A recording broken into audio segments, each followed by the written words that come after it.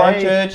Lovely to be with you again and be sharing an update for George River Life Church today on the 17th of June. Now, can you believe that we're halfway through June? That's amazing, isn't it, Ben? Time is flying, but it went really slow, but now it seems to be going fast. It does, doesn't it? Yeah. And I think with the restrictions continuing to change, it can be quite a disorientating and confusing time. So we really want to acknowledge that and that we're all experiencing this time differently.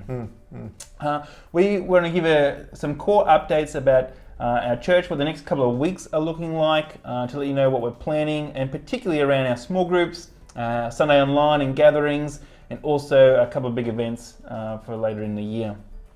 Now, firstly, in terms of small groups, we are wanting to encourage all of our small groups to continue meeting via Zoom over the next couple of weeks.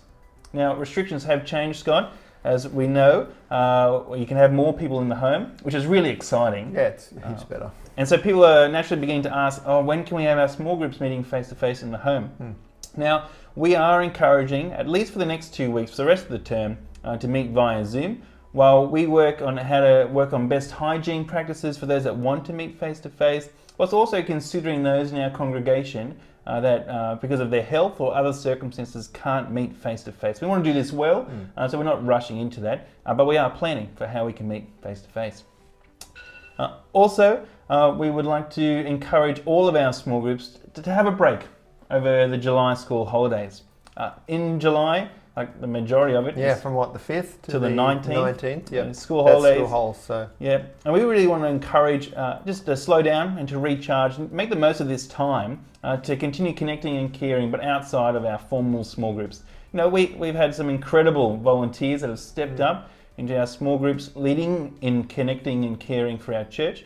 And we just want to give them a break, as well as all of us a break from that rhythm and start again in term 3. Yeah, 3 cheers for all of our small group leaders. You guys have done such a great job. We really appreciate you.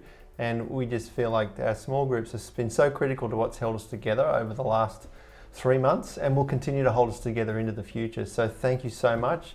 And we do hope you have a bit of a break over the school holiday period. Yep. But by all means, if you want to socialise and get together, we would love you to do that too. But just not in that formal way that we would do. Yeah, so we won't be having any small group material or anything like that. Yep. But we do encourage you a lot to stay connected, to organise a time to have people over for dinner. I know some people are organising a small group dinner party in the holidays. Others are making the most of the lighter restrictions to catch up with friends that they haven't seen at church for a while at the cafe. But also neighbours, anybody. Like, let's use it as an opportunity to connect with people. Yeah, a bit more space, a bit more margin, and let's just continue to connect with one another and with others. Sounds good, Ben. Sounds good. Thanks, mate. Also, we want to update with our gatherings and Sunday online. With regards to Sunday online gatherings, at this stage, we are still prioritising Sunday online over restricted gatherings. Under current restrictions, we're limited to only having 79 people in our large auditorium. It's super complex, and you've probably heard the top line restrictions are lifting in terms of the number of people, but it's still governed by, just keep remembering, 4 square meters, and that is governing all the decisions that we'll make from a legal point of view at this point. It does make it very hard. Churches that are smaller, it's much easier for them, but for churches that are 500 plus, and I've spoken to several pastors who are in larger churches, we're all wrestling with the same thing. How do we come back while ever we have social distancing in place? So it's really complex, it's tricky, but we are really working through that. We know that this interim period is going to be harder for us to gather as a large gathering, but there's other things that we will continue to do over this period. Yeah, so as restrictions currently are, we're not looking to meet physically, although we are planning for further restrictions and what that could look like for how we could gather at that time. At least for the next few weeks. And the best that we can do right now is to keep you updated. With as much information as we have, we will make sure that you're aware of that too, and give you plenty of notice if things do change. Yep, exactly. It's good stuff. And although Sunday online is not the same as our gatherings, we are really enjoying this opportunity to share the good news of Jesus on YouTube and social media to people that would never come through the doors of the Life Centre. So that's been really great, and it seems to be a wonderful opportunity that's been led by some incredible volunteers. Music crew, our production teams. You guys are amazing. So thank you so much for all of that. We also want to celebrate that we've had new people starting to join our church through connecting with us online that have never been in a live center. So how great's that? Yeah. You know, it's just good news. It's Yeah. good stuff. Lastly, just an update around Rev Camp and Kids Games. Now, Kids Games unfortunately will be cancelled in 2020. You can hear all the kids moaning. Yes, we're going to miss it too. It's a wonderful time of the year. You won't get to dress up in something this year. I know, I think that's why we're going to all miss it the most. It's because of that. How are we going to live without Ben being someone? Maybe I can just You could do it anyway. do it anyway. Send some videos around.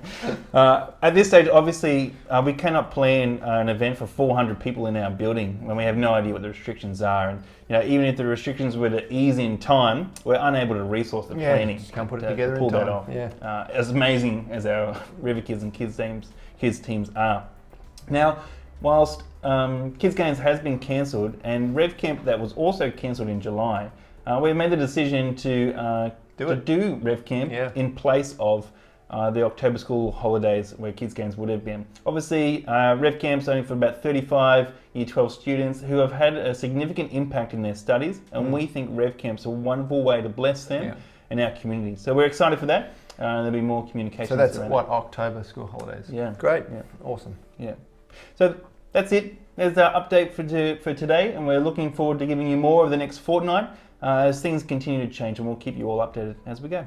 Thanks, church. Continue to uphold our church in prayer. We encourage you to be a part of our fortnightly prayer gatherings, and thanks just so much for your love and your support and your encouragement, for all the wonderful feedback we've had over the last month as we've asked small groups and leaders how they've gone and what their reflections are. We continue to really reflect on all of those reflections, and that will help us in our discerning process moving forward. So thanks so much for your love and your support.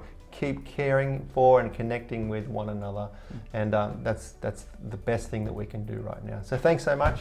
Brilliant. God bless. We'll be in touch with you again real soon. See ya.